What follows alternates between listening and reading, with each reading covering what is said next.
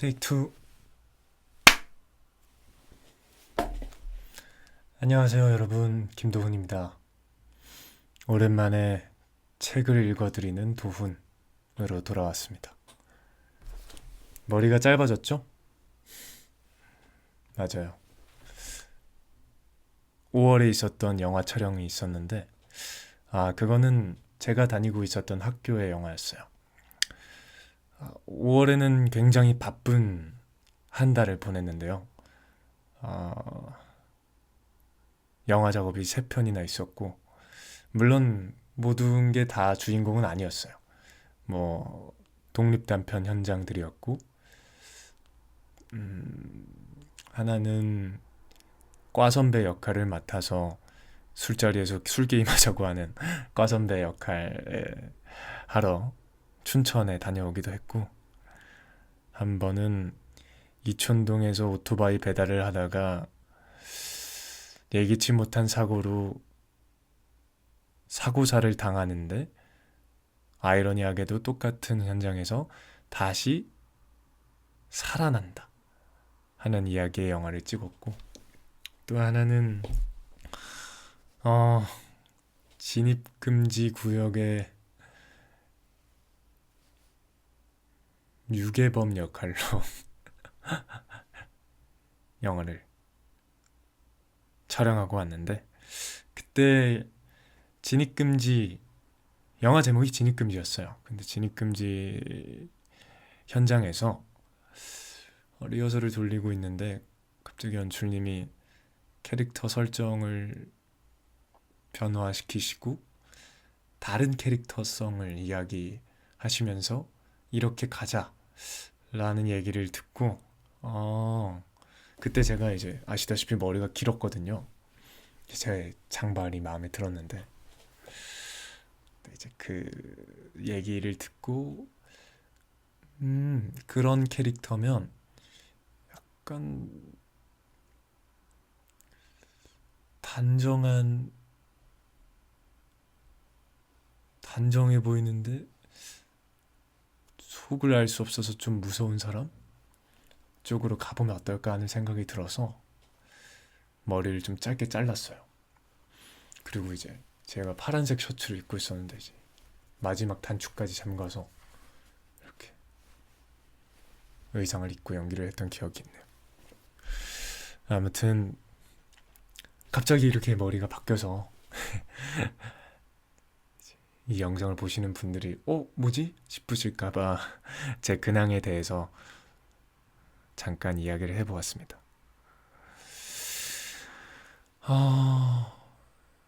요새는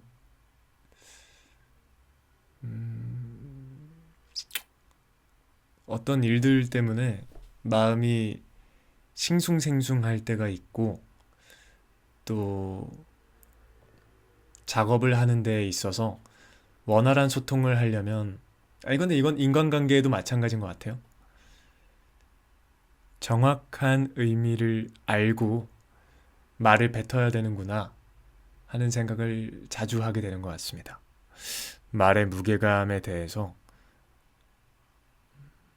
느끼는 시간이 있었는데, 그때마다 읽었던 책이에요. 오늘 읽어드릴 책은 김소연 작가님이시죠. 김소연 작가의 마음사전이라는 책입니다. 이 중에 책에 이렇게 제가 마음에 굉장히 인상적이었던 부분을 표시할 수 있는 스티커를 갖다가 붙여서 표시를 해 놓았는데, 그 중에 가장 마음에 좀 후비듯이 공감 갖고 남았던 두 부분을 낭독해 드리려고 합니다.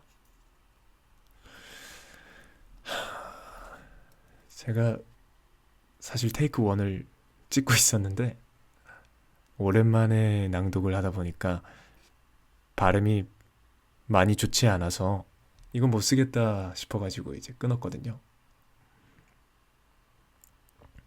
아무쪼록 발음이 좋지 않더라도, 목소리가 별로더라도 양해를 부탁드리겠습니다.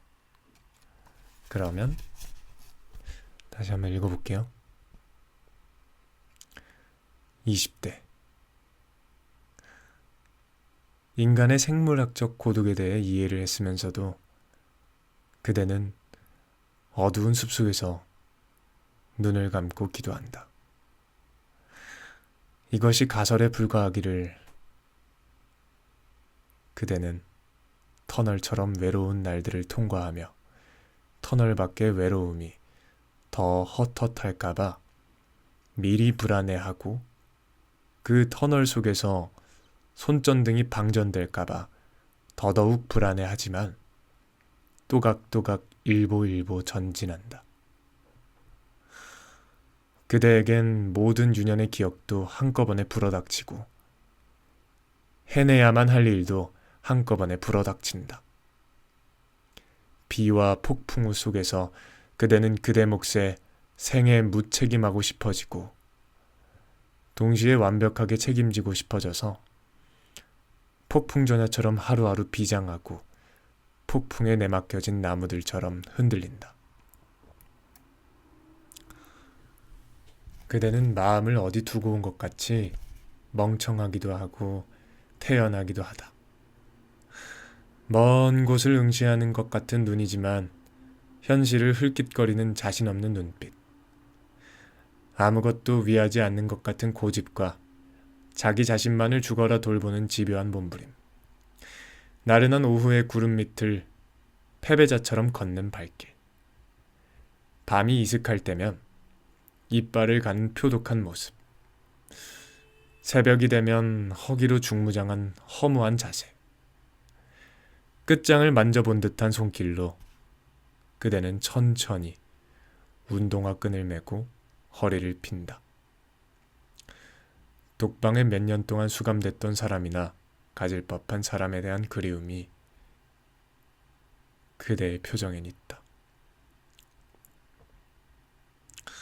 그 그리움의 표피 속에는 살생과 식인의 감정이 알갱이처럼 감춰져 있다. 질서와 의외성이 우리에게 즐거움을 준다는 프랙탈의 이론에 그대는 밑줄을 치면서도 자신의 내면을 관장하는 질서에 대하여는 뉘우치고 자신의 개성을 진두지휘하는 의외성에 대하여는 망설인다. 그것 때문에 언제나 난처하고 초조하다. 그대는 그래서 그대의 아름다움을 모른다. 그대를 아름답게 하는 것이 푸르게 젊은 그 육체가 아니라 그 모든 허기와 갈증임을 그대는 도통 모른다. 말해줘야만 겨우 확인 가능해지는 그 비루한 흔들림을 알기에 부드럽고 달콤한 칭찬 한마디를 건네면 순정을 다해 화나고 짧게 웃는다. 아이스크림과 치즈케이크 그리고 초콜릿과 와플 앞에서처럼 그대는 젊은 육체를 과신하는 그만큼 자괴감이 들릴락 말락한 목소리로 호명하고 있을 그대의 가능성에 대해서는 과소평가한다. 그래서 언제나 버거운 상대와 겨루고 있는 듯한 팽팽함과 피곤으로 인해 한숨을 푹푹 내쉬며 나를 세운 감정들이 식은 땀처럼 얼굴에서 뚝뚝 떨어진다. 혼자 앉은 방에서 그대는 하루 종일 삼켜둔 말들을 빈방에 뱉어내며 짐승처럼 포효할지도 모른다. 따뜻한 것은 목욕물이 유일했으며 차가운 건 자신의 피가 유일하다고 애써 우겨 말할지도 모른다. 이런 것들에 둘러싸여 격렬히 춤을 추며 밤을 보낼지도 모른다. 때론 씨를 뿌리는 농부처럼 눈물까지 뿌리기도 하면서 빈벽에 두 팔을 뻗어 포옹의 제스처를 하거나 입술을 대어보면서 새벽 창문 바깥에서는 반투명한 블루 바탕의 하늘에 돌아다니는 하얀색들의 이미지가 펼쳐진다. 푸른 빛 속에서 토끼들이 불안하게 뛰어다니는 것이다. 그리곤 그대는 복수형이 되어 노트에 위로의 말들을 주문처럼 쏟아놓는다. 토끼들아, 잘 뛰어라. 하루 종일 굶었어도 사냥꾼들이 독을 발라놓은 너의 똥은 집어먹지 말거라.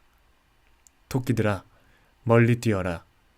우리들의 고통이 사회적인 고통이 될 때까지 피할 것은 피해가며 예민하게 아파하며 뛰어라. 내일이면 또다시 소심찬 하루가 시작된단다.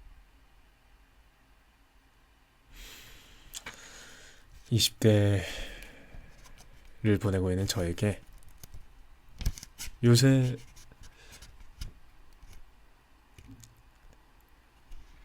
더더욱 이 글에서 갖고 있는 20대에 느낄 수 있는 갈증에 대해 많이 체감하고 있는 것 같은데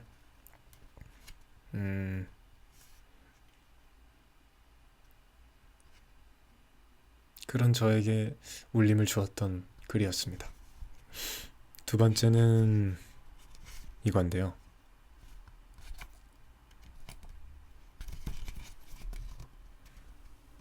우리는 사랑을 모른다.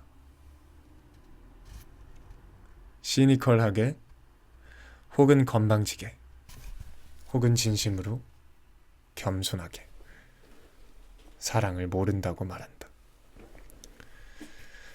그러면서도 사랑이 어딘가에는 있다고 생각한다. 수많은 문학과 노래와 영화가 사랑을 알렸고 우리는 무작정 눈치채고 말았으므로 그런 사랑이 어딘가에는 있을 거라고 여긴다. 운동선수의 백넘버처럼 서로의 가슴에 새겨진 N극과 S극, 지상 어딘가에 존재할 것만 같은 도플갱어를 찾아내는 숨바꼭질 노름, 열정을 질병처럼 형상화하는 몰골, 연애 박사가 짝을 바꾸며 추는 포크댄스, 몸 바쳐 마음 바쳐 도시락 폭탄을 던지는 구국열사와도 같은 희생정신, 그 정신으로 매일같이 싸주는 눈물의 도시락, 극락의 지옥 속에서 벌이는 활극, 남녀가 지배와 피지배의 관계로 고착되어 버리는 전쟁과도 같은 양성 간의 투쟁. 빨려 들어가 있는 와중에는 그 힘의 지배에 쾌재를 부르는 것, 빠져나오는 여정에서는 느슨하고 허전하여 대래 몸둘 바를 모르게 헛헛해하는 것, 그 때늦은 후회를 돌아보며 사랑이었다고 명명해주는 예의 바른 것, 혹은 돌아서고 나서 증오가 남는 것, 그 모든 일정을 끝내고 허물을 맛본 후에 갱생을 꾀하는 우리 삶의 의지.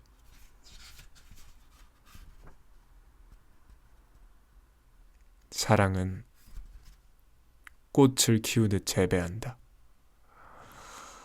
꽃 보듯 바라보고 느끼고 이해한다. 시든 잎을 따주고 물을 준다.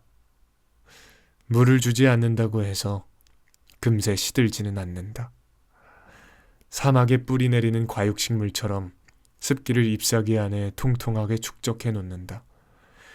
사랑의 강령은 식물처럼 조용하고 간곡하다. 온기를 향해 두 팔을 내뻗으며 우리를 살갑게 안내한다. 사랑은 가장 고요하고 가장 고독한 행복이다. 햇살 가득한 아침에 기지개를 켜는 식물처럼 우리가 얼마나 어둠 속에서 다시 차오르는 우물인지를 깨닫게 한다. 오해와 곡해 사이에서 언뜻 비치는 진실들을 씨앗처럼 조심스레 주워 땅에 심고는 새로운 싹에 미리 설레며 다음 계절을 기다리게 한다. 그러니까 이 시대의 사랑은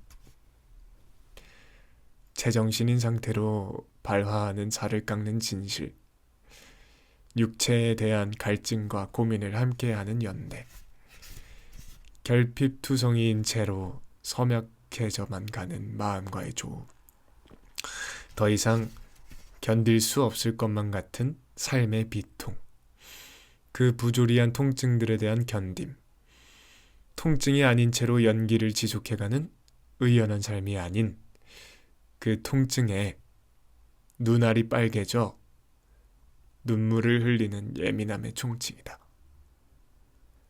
이 모든 통증이 사라질까 두려워 내 안에 너를, 너 안에 나를 통째로 복사해 놓는 것이 사랑이다.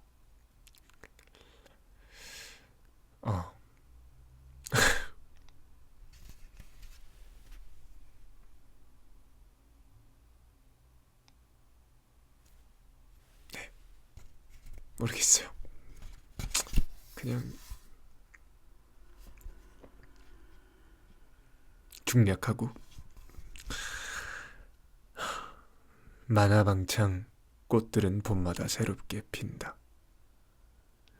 아침 저녁으로 바람은 불고 하늘은 푸르며 비는 오고 나무는 젖는다. 버섯은 나무의 상처에 뿌리를 내리고 이끼는 그늘 속에서 자란다.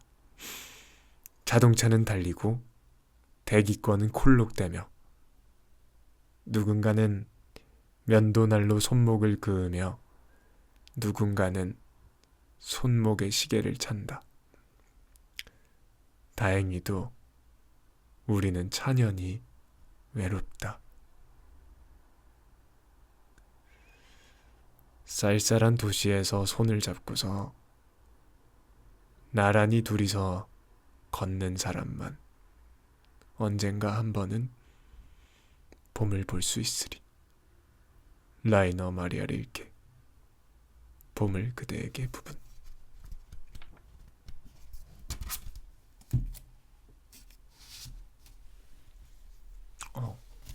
네. 사실 부끄럽게도 이 책을 제가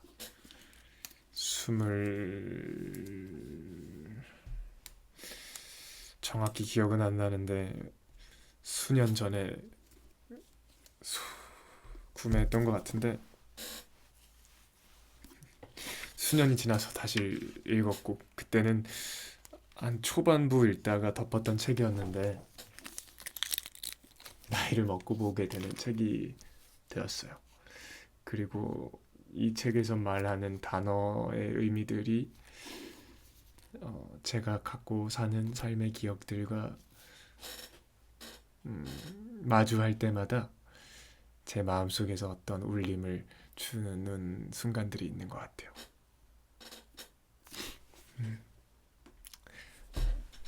한번 읽어보세요. 정말 좋은 책이라고 생각합니다. 그러면 이 센치해진 분위기를 좀 끊고 오늘 영상은 여기서 마치도록 하겠습니다. 영상 봐줘서 제게 관심 가져주셔서 너무너무 고맙습니다. 안녕히 가세요.